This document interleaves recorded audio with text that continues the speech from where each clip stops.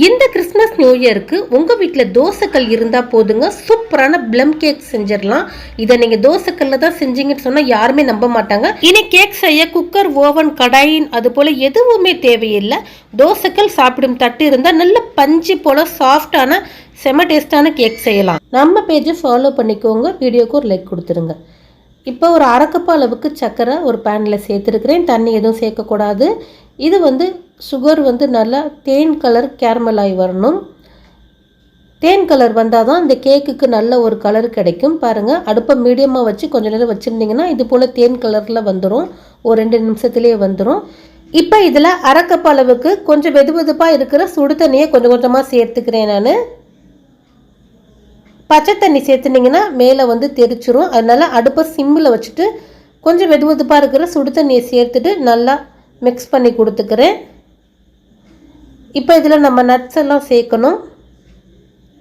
இப்போ நான் இதில் பொடியாக நறுக்கின பாதாம் பருப்பு ஒரு 5 டேபிள் ஸ்பூன் சேர்த்துக்கிறேன். பொடியாக நறுக்கின முந்திரி பருப்பு ஒரு 5 டேபிள் ஸ்பூன் சேர்த்துக்கிறேன். இது கூடவே ஒரு 5 டேபிள் ஸ்பூன் அளவுக்கு கருப்பு உலர் திராட்சை சேர்த்துக்கிறேன். வெள்ளை உலர் திராட்சை இருந்தாலும் சேர்த்துக்கலாம். இப்போ டூட்டி ஃப்ரூட்டி நான் 2 கலர் சேர்த்துக்கிறேன். இது ஒரு 6 டேபிள் ஸ்பூன் அளவுக்கு இருக்கும். உங்கள்கிட்ட பேரிச்சம்பழம் இருந்தாலும் சேர்த்துக்கலாம். நட்ஸு நீங்கள் எது வேணாலும் சேர்த்துக்கலாம். செர்ரி பழம் இருந்துச்சுனாலும் கொஞ்சமாக கட் பண்ணி நீங்கள் சேர்த்துக்கோங்க. என்கிட்ட இல்லை, அதனால நான் சேர்க்கலை. இப்போ ஸ்டவ் ஆஃப் பண்ணிடுறேன். இந்த நட்ஸ் எல்லாம் சேர்த்து ஸ்டவ் ஆஃப் பண்ணி இதை நல்லா ஆறட்டும். இப்போ ஒரு மிக்ஸி ஜார் எடுத்துக்கிறேன். அதில் 1.5 கப் அளவுக்கு சர்க்கரை சேர்த்துக்கிறேன்.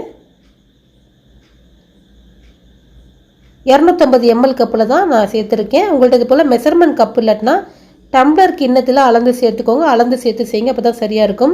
இதில் 3 பட்டை, ஒரு 5 ஏலக்காய், ஒரு 6 கிராம்பு சேர்த்துக்கிறேன். சேர்த்துட்டு இது நல்லா நைஸாக அரைச்சி எடுத்துகிட்டு வந்துடுறேன்.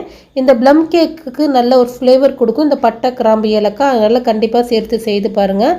இப்போ நல்லா நைஸாக அரைச்சி எடுத்துகிட்டு வந்துட்டேன். இதை ஒரு அகலமான பாத்திரத்தில் சேர்த்துக்கிறேங்க. அரைச்ச சர்க்கரையை சேர்த்துட்டு இப்போ ஒரு 3 முட்டை இதில் சேர்த்து கொடுத்துக்கிறேன். இப்போ இதில் 3/4 கப் அளவுக்கு ரீஃபைண்டு ஆயில் சேர்த்துக்கிறேன். ரீஃபைண்ட் ஆயில், சன்ஃப்ளவர் ஆயில், வாசனை இல்லாத ஆயில் சேர்த்துக்கோங்க. உங்கள்கிட்ட பட்டர் இருந்தால் கூட இதில் நீங்கள் ஒரு 6 டேபிள் ஸ்பூன் அளவுக்கு பட்டர் கூட சேர்த்துக்கலாம். நீங்கள் முட்டை சாப்பிடாதவங்களாக இருந்தால் முட்டைக்கு பதில் நீங்கள் 1 கப்பு நம்ம சர்க்கரை எடுத்த கப்புலேயே தயிர் சேர்த்துக்கலாம். முட்டைக்கு பதில் நீங்கள் தயிர் சேர்த்து கூட செய்யலாம். ரொம்ப சூப்பராகவே வரும். இப்போ இதெல்லாம் சேர்த்து நல்லா மிக்ஸ் பண்ணி கொடுத்துக்கிறேன். நல்லா அடித்து விட்டு நல்லா மிக்ஸ் பண்ணிக்கோங்க. இப்போ மாவு சேர்த்துக்கிறேன். மாவு சர்க்கரை எடுத்த கப்புலேயே 2 கப்பு அளவுக்கு மாவு சேர்த்துக்கிறேன். மைதா மாவு தான் நான் சேர்த்துருக்கிறேன். இப்போ இதில் நம்ம ஆற வச்ச அந்த நட்ஸ் எல்லாம் சேர்த்துக்கிறேன். நட்ஸை ரெடி பண்ணதை நல்லா ஆற வச்சுக்கோங்க. ஆற வச்சுட்டு சேர்த்துக்கோங்க. ஃபுல்லாக முழுவதும் சேர்த்துட்டு இப்போ இதில் வாசனைக்காக வெனிலா எசன்ஸ் 1 டேபிள் ஸ்பூன் அளவுக்கு சேர்த்துக்கிறேன். இப்போ இதை நல்லா மிக்ஸ் பண்ணி கொடுத்துக்கிறேங்க. இது போல் நல்லா மிக்ஸ் பண்ணிவிட்டு இதில் நம்ம பேக்கிங் பவுடர், ஆப்ப சோடா சேர்க்கணும். லாஸ்ட்டாக சேர்க்கறதுனால நல்லா கேக்கு சாஃப்டாக வரும். லைட்டாக இதை மிக்ஸ் பண்ணிவிட்டு நான் இதில் பேக்கிங் பவுடர் சேர்த்துக்கிறேன்.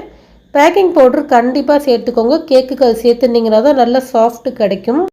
இப்போ பேக்கிங் பவுடர் 1 டேபிள் ஸ்பூன் சேர்த்துக்கிறேன். ஆப்பா சோடா ஒரு 1/4 டேபிள் ஸ்பூன் அளவுக்கு சேர்த்துக்கிறேன். இது கொஞ்சமாக சேர்த்துனா போதும். சேர்த்துட்டு ஒரே சைடாக மிக்ஸ் பண்ணி கொடுத்துக்கிறேன். கொஞ்சம் நல்லா மிக்ஸ் பண்ணிக்கோங்க. எல்லா இடத்துலையும் இந்த பேக்கிங் பவுடர் படணும். அதனால லைட்டாக ஒரே சைடாக மிக்ஸ் பண்ணுங்கள். மாற்றி மாற்றி மிக்ஸ் பண்ணிங்கன்னா கேக்கு பார்த்திங்கன்னா கல் மாதிரி ஆயிரும். அதனால ஒரே சைடாக இது போல் மிக்ஸ் பண்ணிக்கோங்க. மிக்ஸ் செய்து கொடுத்துட்டு இதை நான் 2 கேக்காக செய்ய போகிறேன். நான் இன்றைக்கி செய்கிறது 1 கிலோ அளவுக்கு செய்கிறேன். இது போல் சின்னதாக சாப்பிட்ற தட்டு எடுத்து அதில் கொஞ்சமாக நெய் சேர்த்துக்கிறேன். நெய், எண்ணெய் எது வேணாலும் நீங்கள் சேர்த்து சுற்றிலும் அப்ளை பண்ணி கொடுத்துட்டு லைட்டாக மாவு டஸ்ட் பண்ணி விட்டுட்டு நீங்கள் அந்த மாவை சேர்த்துக்கோங்க. நீங்கள் ஒரே கேக்காக செய்கிறதா இருந்தால் கூட கொஞ்சம் பெரிய பாத்திரத்தில் ஃபுல்லாக எல்லா மாவையும் சேர்த்து நீங்கள் செய்யலாம். நான் இன்றைக்கி 2 கேக்காக செய்கிறேன். இப்போ பாதி மாவை இன்னொரு கேக்கு ட்ரையில் நான் ஊற்றி எடுத்து வைக்க போகிறேன். உங்கள்கிட்ட சின்னதாக டிஃபன் பாக்ஸ் இருந்தாலும் அதிலே நீங்கள் ஊற்றி வைக்கலாம். இப்போ லைட்டாக இது போல் தட்டி கொடுத்துக்கிறேன். ஏர் பபிள்ஸ் இருந்தால் போயிடும்.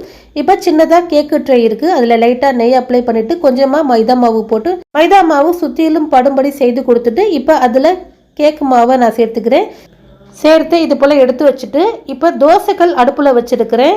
இது வந்து பிரியாணிக்கு தம் போடுற தோசைக்கல், பழைய தோசைக்கல் தாங்க. இதில் நான் தோசை வந்து சுட மாட்டேன். என்கிட்ட பிரியாணிக்கு தோசைக்கல் தனியாக தம் போடுறதுக்குன்னு வச்சுருக்கேன். அந்த தோசைக்கல் தான் நான் யூஸ் பண்ண போகிறேன்.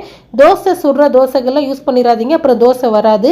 அதில் தூக்கி வைக்க ஒரு ஸ்டாண்டு போட்டு இப்போ கேக்கு மாவை எடுத்து வச்சு இட்லி மூடியை போட்டு இதை வேக வைக்கணும். அடுப்பை வந்து மீடியமாக வச்சுக்கோங்க. இப்போ அடுத்த கேக்குக்கு ஒரு இரும்பு பாத்திரத்தை அடுப்பில் வச்சுருக்கிறேன். இரும்பு கடாய், நம்ம வந்து வடையெல்லாம் பொரிப்போம் பாருங்கள், அது போல் இரும்பு கடாய் இருந்தால் எடுத்துக்கோங்க. அதில் தூக்கி வைக்க ஒரு ஸ்டாண்டு போட்டு அதில் இந்த கேக்கு மாவை எடுத்து வச்சு இது போல் ஒரு பேசன் இருந்தால் மூடி போட்டு எடுத்து வச்சுருங்க. அடுப்பை மீடியமாக வச்சு தான் வேக வைக்கணும், ஹையில் வச்சு வேக வைக்கக்கூடாது.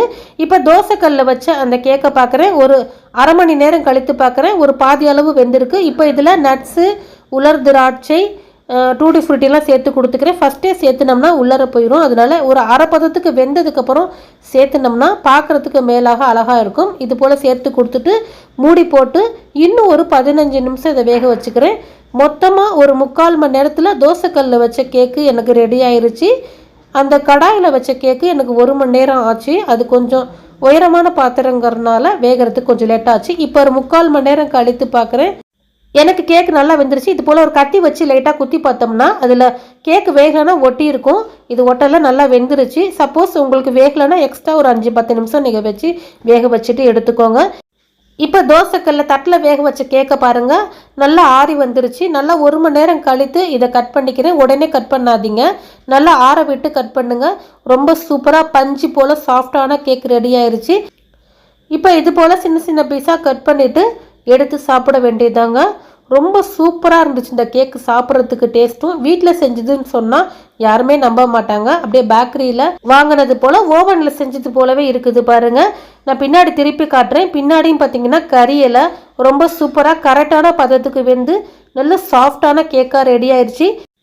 இந்த வருட கிறிஸ்மஸ் நியூ இயருக்கு இது போல் வீட்லேயே ஈஸியாக தோசைக்கல்லை வச்சு கேக் செய்து கொடுங்க. பழைய கடாய் இருந்தாலும் செய்யலாம். இதே போல் எவ்வளோ பஞ்சு போல் சாஃப்டாக இருக்குது பாருங்கள். செய்து பார்த்துட்டு எப்படி வந்துச்சுங்கிறத கமெண்ட்ஸில் சொல்லுங்கள். வீடியோவை ஷேர் பண்ணுங்கள், ஃபாலோ பண்ணுங்கள், லைக் பண்ணுங்கள்.